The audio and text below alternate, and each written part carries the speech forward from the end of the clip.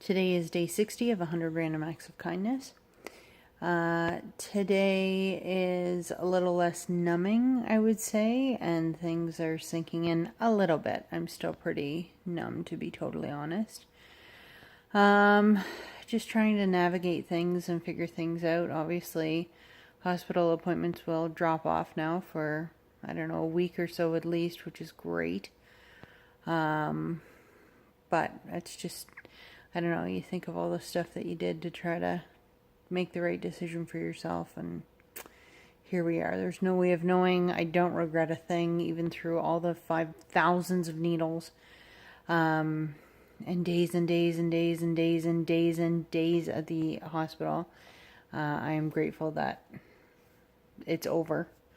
We'll just say that part's over. Lots more to come, but that part's over. Today, between Twitter and friends who I've texted and family who have found out from other family and what have you, I have just gotten so many texts and emails and tweets and phone calls, and amazing. It's been absolutely amazing, the support that I have, and I never stop talking about that. Today, the random act of kindness, I want to talk about how many people reach out to me and say, I don't know what to say. You have no idea how grateful I am for that, because for so long I would hear nothing from a number of people, and because they didn't know what to say. And I'm telling you right now, that's not the right thing to do.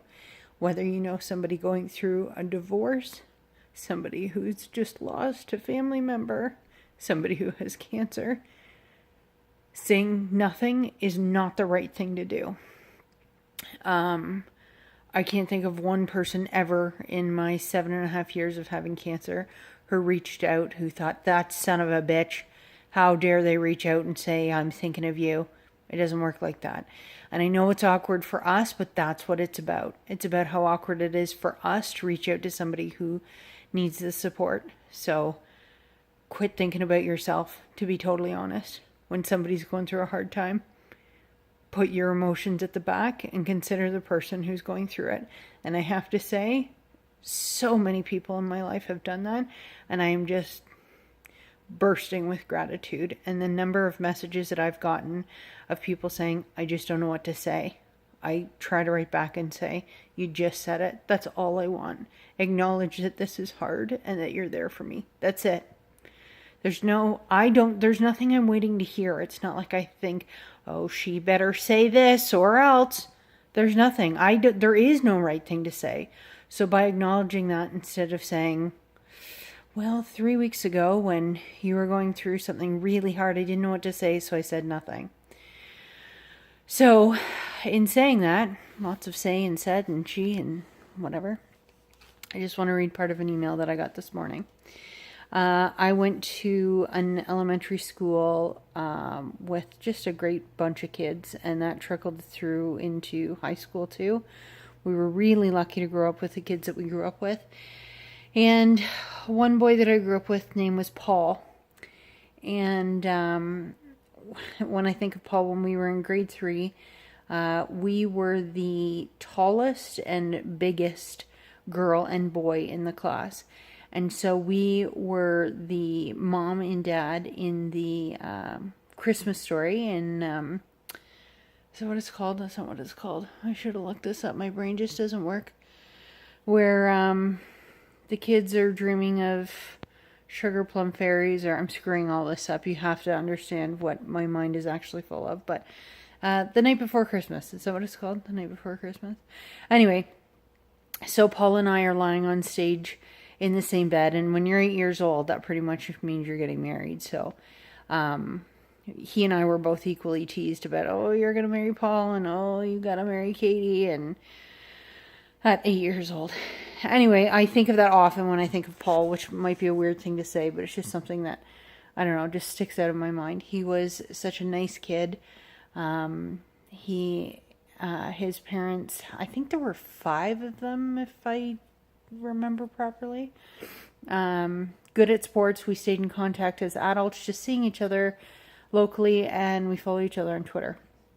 I'm just going to read you a portion of an email I knew he had my email address, but had you asked me 2 weeks ago, does Paul have your email address? Oh, I probably would have said I don't know. So getting the email, he obviously did, but I'm just going to read a part of it. I won't read his whole email.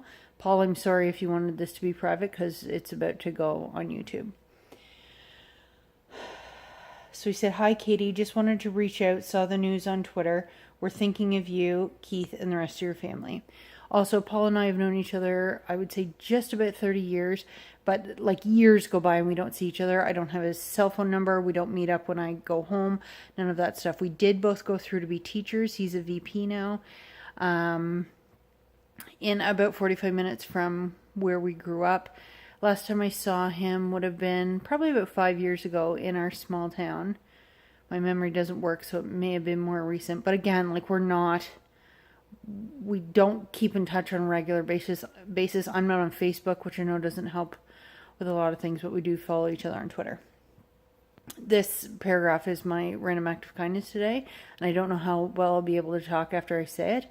So before I say it, if somebody in your life has made an impact, no matter how small you think it is, especially when they feel the way that I feel right now, but in general, share stuff like this with them. This will stay with me for so long. He said, "I want you to know that you've made a big impact on my life, maybe without even knowing it. I can still remember being homesick as a kid and my parents letting me know that you called to see how I was doing. To be honest, I have this thought of being kind of a jerk. I don't know, I think it has only come out since I've been sick, and I think it's because so many people do so many wonderful things for me. So reading that was like, I did call? I don't remember that.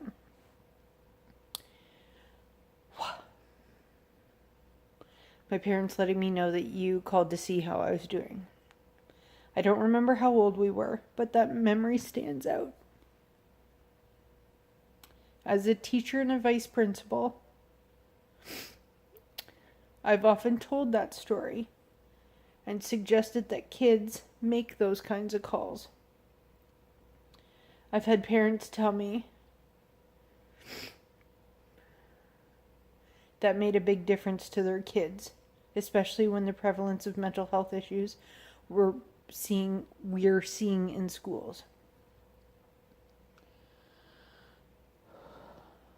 I want you to know that you were making a difference even before all this cancer stuff.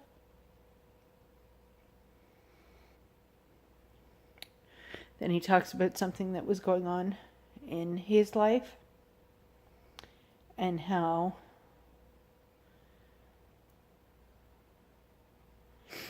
I'll just read one little line. He said, "I would often say that if both you and Keith could keep going on with what you were dealing with and keep that positive attitude, we had no choice." There you go again, making a difference. Katie, this just really sucks. Know that you're in my thoughts and prayers. Thanks for everything you've done. And will continue to do just by being you. Take care, Paul.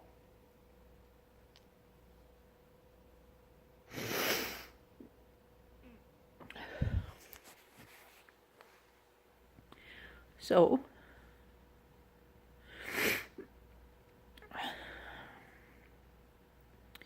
if you're not sure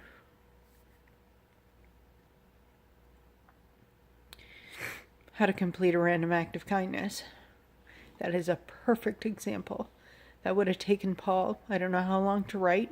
It's an email. It didn't cost him anything. And he shared something with me that I really needed today, not knowing that I needed it.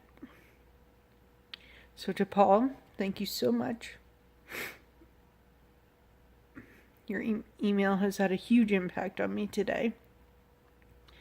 And I really hope that it was okay that I just put you on blast and read the whole thing. Well, I didn't read the whole thing, but read the parts that I thought were pretty okay to read. Talk to you tomorrow on day 61, which means you all have less than 6 weeks to buy me a birthday present. I'm just kidding. I say I'm just kidding, and then I think, no, you're not. You like stuff. No, but don't get me a birthday present. Doing something nice, I will take that. But don't buy me stuff. Don't buy me stuff. Send me an email or something. Talk to you tomorrow.